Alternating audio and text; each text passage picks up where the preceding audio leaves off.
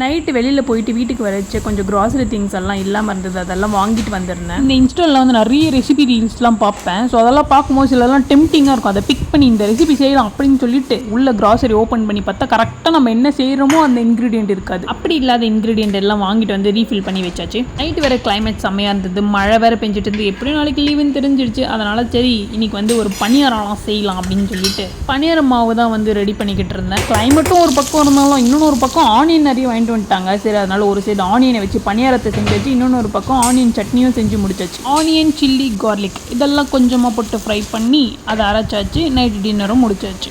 எல்லாத்தை விட பெரிய டாஸ்க் என்னென்னு பார்த்தீங்கன்னா இந்த பணியாரத்தை திருப்பி போடுறது தான். நான் வந்து ஆயில் வந்து கம்மியாக ஊற்றுவேன். ஆயில் நிறைய ஊற்றினீங்கன்னா ஈஸியாக வந்து திருப்பிடலாம். ஸோ நான் ஆயில் வந்து கம்மியாக தான் போடுவேன். ஸோ அதனால் வந்து திருப்பும் போது ரொம்ப கஷ்டப்படும்.